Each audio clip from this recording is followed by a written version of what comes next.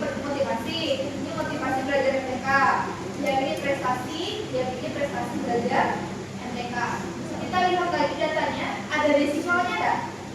Ada desimalnya 3 bulat ya. Artinya di sini kita desimalnya kita maukan saja. Jadi ini tergantung data kalian. Kalau data kalian ada komanya, kalian tinggal tentukan berapa angka di belakang koma. Oke? Kemudian ini biarin. Nah, divisionnya kita ganti scale. Kenapa diganti scale? Ibu tanya coba. Ini masuk data apa? Derajat penyusunan apa? Nominal, ordinal, interval, atau rasio? Ini data apa? Motivasi dan prestasi. Kalau dia 0 berarti motivasinya ada atau tidak punya motivasi. Kalau motivasi belajarnya 0, artinya motivasinya memang bernilai 0 atau tidak punya motivasi. Prestasi belajar misalnya nilainya 0, prestasi belajarnya ada tapi nilainya 0 atau tidak punya prestasi belajar. Ini masuk data apa? Data interval. Lihatnya cuma 4 kan? Masuk di nominal. Iya. salah. Nominal.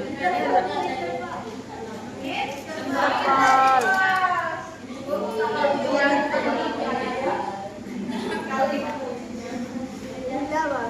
Interval itu masuk dalam data skala. Jadi data skala ada 2, interval sama rasio. Data kualitatif ada nominal dan ordinal. Nah, makanya di sini dia interval masuk ke skala, bukan ordinal, bukan nominal. Skala. Interval rasio maksudnya skala ini ya. Scale. Data ini silakan kalian isi satu persatu. Kalau itu sih tinggal waktu pasang aja. Di sini enak. Enak lah orang yang udah ngisi sendiri. Enak lah. Lagi aku. Nah silakan ini kan dari sisi. Kalau nggak nampak ya cari. Nanti apa yang Ibu udah membagi biar kalian belajar masukkan satu persatu datanya. Semua apa kan? dua ya kalian. Ibu yang apa tadi ibu apa? Mana lah? Udah warna apa? Satu daya ini mau pada satu. Uji skillness kurtosis ya. Kita mau uji skillness kurtosis. Silakan diperhatikan dari ulang. Klik analyze. Kemudian kita pilih frequencies. Analyze pilih descriptive statistik. Iya. Baru ke frequencies. Sudah. Kita klik boleh? Boleh. Klik. Klik. Kita mau melihat normalitas bagian motivasinya ya. Kalau mau melihat normalitas di motivasi belajarnya, silakan masukkan motivasi ke dalam variabel. Caranya gampang. Motivasinya tinggal diklik, lalu kasih tanda panah supaya tidak di kanan. Ya. Kalau sudah, sekarang pilih statistik. Di sini kalian bisa mencari quartil, persentil, desil, mean, median, modus, jumlah, standar deviasi, variansi, rentang, rata-rata, maksimum itu semuanya ada di sini. Ya. Untuk mengecek jawaban kalian tadi sekarang bisa lewat sini. Seharusnya Tapi harus masukinnya.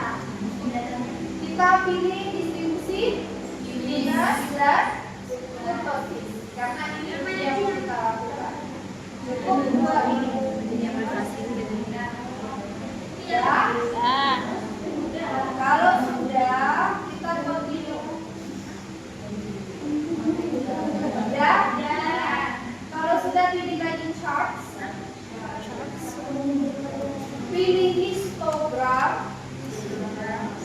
Lalu you please show normal curve on histogram? Kita ingin melihat kurva normal di dalam histogram ya. Kalau sudah, print continue. Sudah?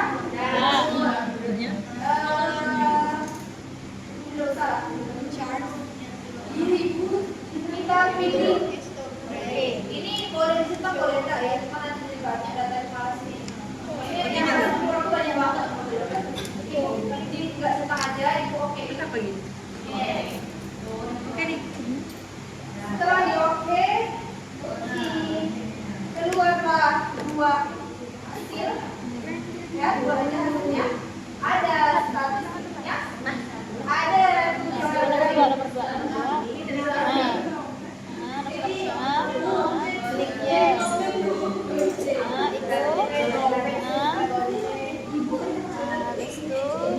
Kita usah aja dulu tulisan itu. Kenapa? Statistik. Ya, itu bawahnya. Dua checklist. Habis itu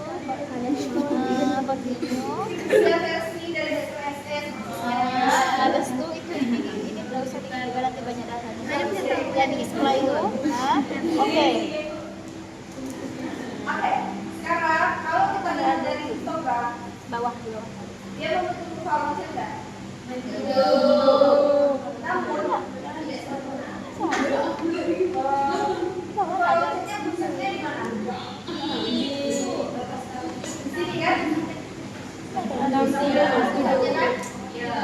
Puncaknya di sini antara 70 sampai 80. Artinya kurva ini akan agak mencong sedikit ke kanan. Ya, ternyata kurva yang mencong itu ada di jenis-jenisnya. Jadi kurva ini, kurva longsetnya ada di jenis-jenisnya. Berikut jenis-jenis dari kurva tersebut.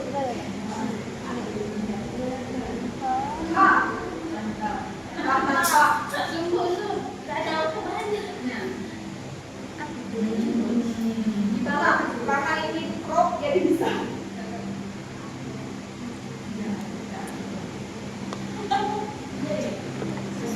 Ini adalah power PPT bikin PowerPoint jadi pakai crop ujung-ujung nggak nampak. Tak nampak. Udah berapa tadi? Masih nampak dari lainnya? Oh baik.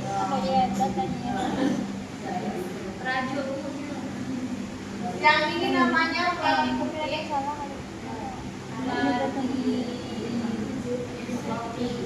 Yang ini mesoputri. Yang ini betoputri. Ini ketika longsetnya ini terlalu condong ke kiri. Yang ini ketika dia terlalu kanan.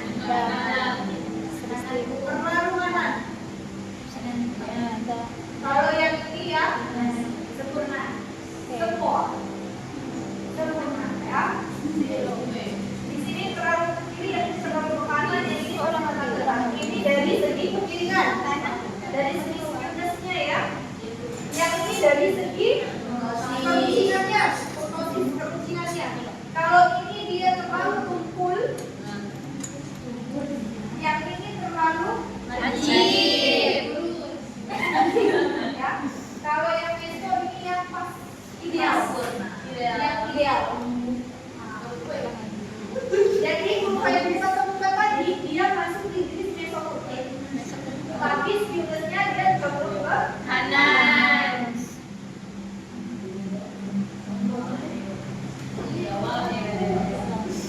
Tapi untuk melihat pasti tidak jadi normal dannya. Kalau kita lihat dari tabel dari kurva ini nampaknya normal sih. Tapi kalau datanya di mas ini kan banyak romanya kan. Maka kita akan pastikan kalau ini normal atau tidak menggunakan data ini. Banyak lagi. Ulang lagi. Ini kita copy dulu ya. Ini sudah di kelas lain tadi. Ini ibu copy, tinggal pilih copy aja. Lalu kalian tinggal tambah gerak. Ini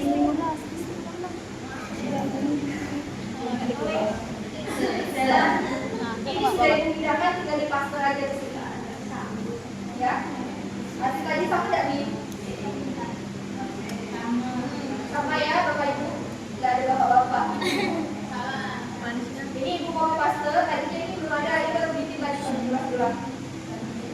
Kriteria untuk stimulus adalah ini dia kriterianya. Aduh, tolong dong, harus ada. Ada.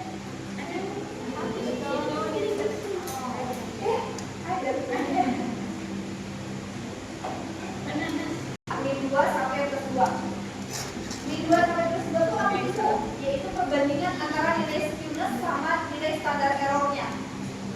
Berada di antara min 2 sampai plus 2. Kalau dari stimulus dan dari kurtosisnya berada di antara min 2 sampai plus 2, maka dia dapat diasumsikan berdistribusi normal berdasarkan uji stimulus kurtosis. Contohnya seperti ini ruang kok. Kita cek untuk stimulusnya. Itu adalah perbandingan antara nilai stimulus yang ini, ya, dibagi dengan standar error stimulusnya.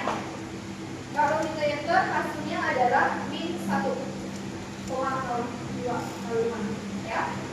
Sedangkan kurtosisnya diperoleh dari ini dibagi dengan standar error yang di bawah. Hasilnya adalah min 0,298. Jadi kalau kita punya garis bilangan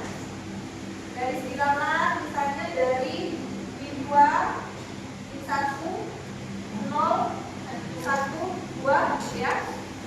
Nanti nilai min 1,0205 letaknya di mana Bapak Ibu? Kayak gitu. Kiri. Di sebelah kiri siapa? Antara satunya 1 dari 0. Minus 1. Di sebelah kirinya siapa? Minus 1. Di sebelah kirinya minus 1. Di sini dia perhatikan. Sedangkan kurtosisnya min 0,42. Di sebelah siapa? 0. Sebelah 0. Sedangkan di sebelah kiri. Karena minus kan? Karena di sini 0,4 ya. Artinya stimulus dan kurtosis itu berada masih di rentang min 2 sampai 2. Karena masih berada di dalam rentang ini, dua-duanya stimulus maupun kurtosis berada di antara min 2 sampai 2, maka data berdistribusi normal. Kalau stimulusnya itu 2,1 di sini misalnya stimulusnya, kurtosisnya 0,3 misalnya. Kurtosis dia di dalam rentang, tapi stimulus sudah keluar dari 2, maka dia tidak berdistribusi normal. Bukan tidak normal, tidak berdistribusi normal. Distribusi itu namanya normal, tak bisa kita ganti distribusi tidak normal. Yang bisa kita lakukan namanya tidak berdistribusi normal kalau berada di luar rentang dari rentang dari sini sampai sini batasnya. Kalau di luar ini berarti dia sudah tidak berdistribusi normal. Sampai di sini ada pertanyaan? Seperti itu. Jarak sih dosen-dosen yang menggunakan normalitasnya pakai stimulus karena rata-rata data penelitian mahasiswa itu ada yang lebih 200. Jarang ada. Kalau memang pada datanya sampai 200, kita akan ada kan uji normalitas pakai stimulus. Tapi nyatanya jarang ada. Kalau kalian baca skripsi kakak kelas, kamu ini penggunaannya pakai stimulus. Karena datanya sedikit, hanya 200. Uji Shapiro-Wilk. Kata beberapa kata, Shapiro-Wilk ini uji yang paling kuat dibanding uji yang lain. Kata beberapa yang lain itu dapat yang berbeda. Karena di sini kalimatnya beberapa, bukan semua ya. Kalau dalam semua penelitian pakar paling kuat bilangnya Shapiro ini paling kuat. Berarti nggak ada yang tidak kuat kan? Karena di sini beberapa, berarti ada yang menyatakan yang lain. Shapiro ini digunakan untuk darah kecil kurang dari 30. Uji normalitas yang ada saat ini masih dikatakan kurang reliable. Namun dari semua uji yang ada, Shapiro memiliki kali data terbaik. Misalkan kalau datanya 7 sampai 50 pakai 1 row aja. Nggak bisa. Kalau datanya ada 51, ini opsi.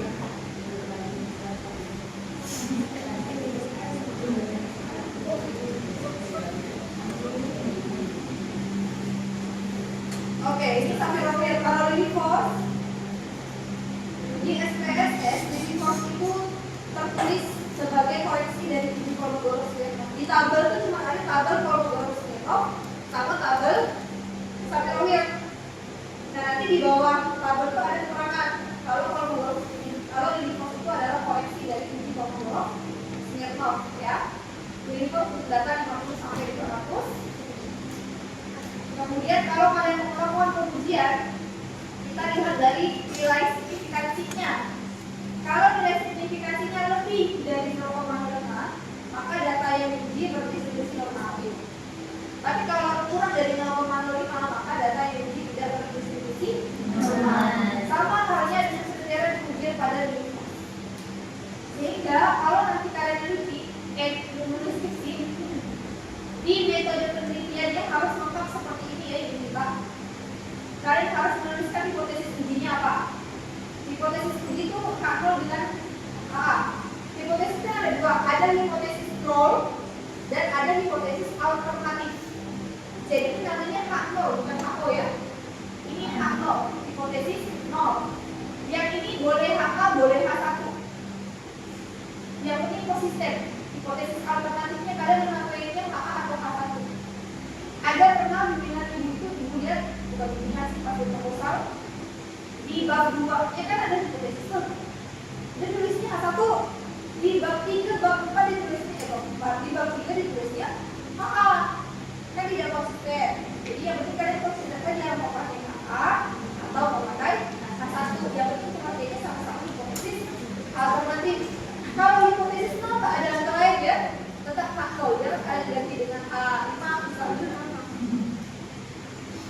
Oke, hipotesis ini kita buat dulu. Kalau uji normalitas berarti hipotesisnya begini. H0 yaitu data berdistribusi normal dan HA data tidak berdistribusi normal. Kalau homogenitas juga sama. Nanti H0-nya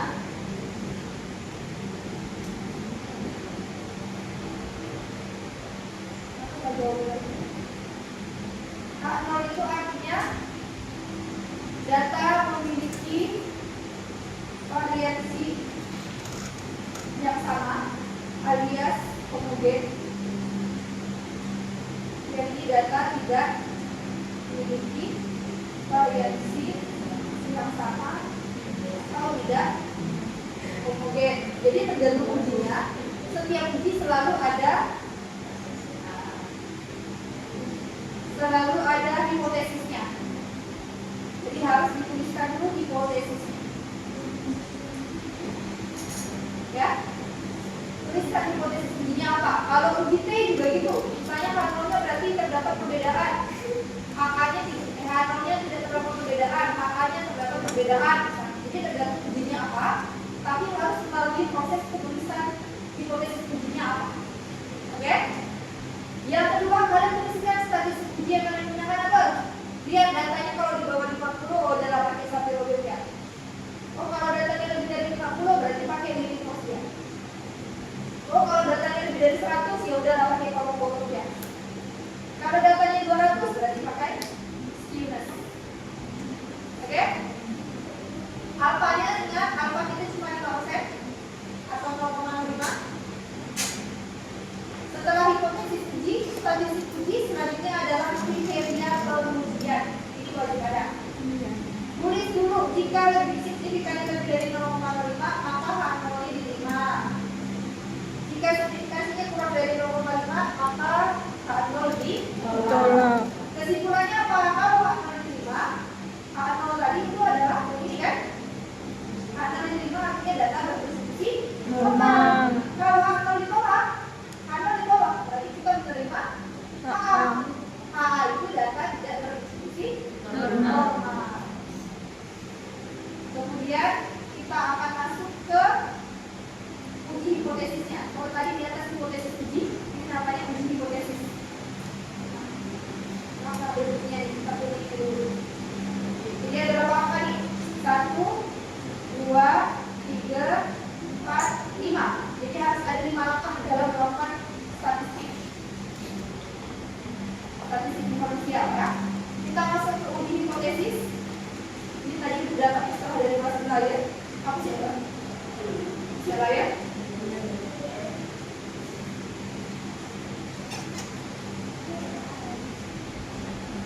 Uji hipotesisnya kita ke sini dulu. Masih menggunakan data yang sama. Kita analyze. Kalau ibu kecepatan tolong kalian kasih tahu ya. Kalau ibu boleh diperlambat lagi. Kemudian kita pilih deskriptif statistik.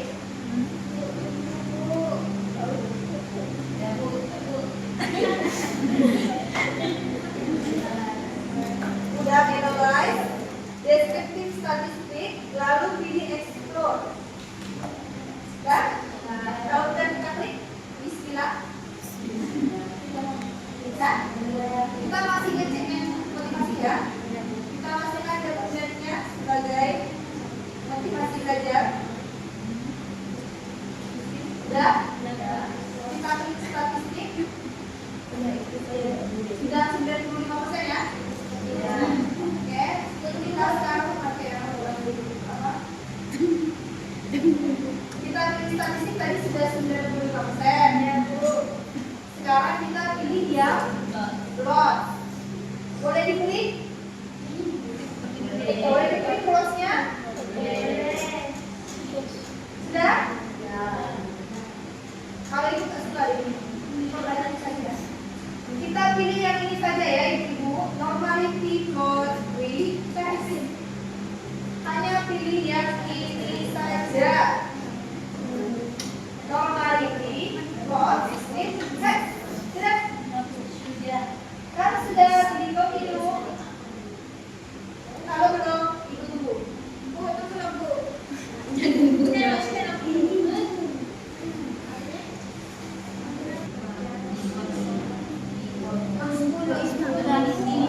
Jadi tadi kita masukkan dependent listnya adalah motivasi belajar. Kemudian di plotnya kita pilih yang normality plot retest. Lalu kita klik OK, sudah boleh? Oke, istilah. Diklik OK, tunggu dia loading. Jangan terburu-buru, kasih dia waktu. Sudah, ini dia mulai dari explore ya. Hasilnya. Kita mulai, nah nanti untuk deskriptifnya kalian boleh ambil dari sini dulu. Ini ada tim, kemudian ada media, ada variasi, standar deviasi, ratusan, semi, ada profil, stimulus, fotosis ada di sini semua ya. Nah sekarang kita cukup lihat yang ini aja ibu-ibu. Kita lihat yang kiri atau yang kanan? Yang kanan, karena kita ujinya sedang menggunakan Sapiro. Kalau selanjutnya kita gunakan bolong-bolong Smirnoff, maka kita lihat ya. Jadi kalau lihat kita lihat ujian ini juga lihat ya kiri, karena bolong-bolong di sini adalah koreksi dari signifikansi di lipos. Ya, jadi di lipos sama bolong-bolong sama aja di sebelah kiri ini ya. Ini caranya kita copy, ibu-ibu, ya Bu. Kita copy. Kemudian kita paste. Oke. Sudah dipaste belum? Sudah. Kalau sudah dipaste dapatlah ini. Nanti kita karena kita dengan Sapirowin yang bolong Smirnoff boleh dihapus ya. Kalau bolong Smirnoffnya boleh dihapus ya. Karena kita sedang melakukan uji Sapirowin. Jadi kita pindahkan ke sebelah kiri. Oke. Nggak bisa dari depan.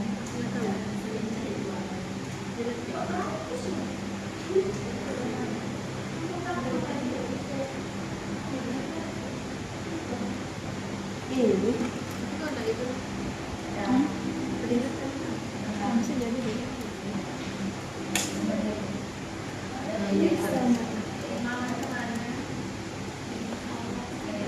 Tanya aja ya. Ibu. Ya, Bu. Halo. Hai. Kalau sudah kita hitung SPSS-nya, maka kita lihat signifikansinya apakah lebih kecil atau lebih besar dari 0,5 berdasarkan kriteria pengujian. Kalau kalian lihat 0,39 nih, lebih kecil atau lebih besar dari 0,5? Lebih kecil. Besar. Lebih besar atau lebih kecil? Lebih besar. Lebih besar. Dilihat dari satu angka di berapa koma. Satu angka di belakang komanya berapa? 3. Yang ini satu angka di belakang komanya berapa? Jadi itu saya mana? 0,38. Lebih besar.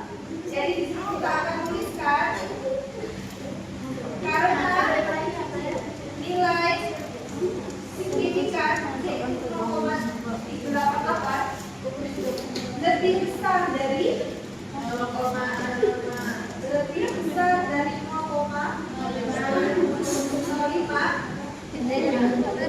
maka kandungnya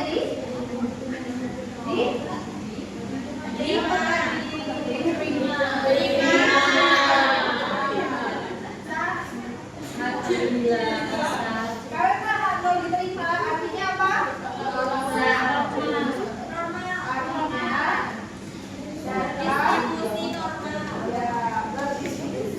Normal. Itu ya. Nanti kalau kalian mau yang di post, Bu, tapi saya gimana Bu kalau statistiknya pakai di post? Boleh. Kalau pakai di post, sama di sini kalian ganti di post. Ya. Lalu di sininya kita ganti dengan hasil yang ini. Kita copy lagi.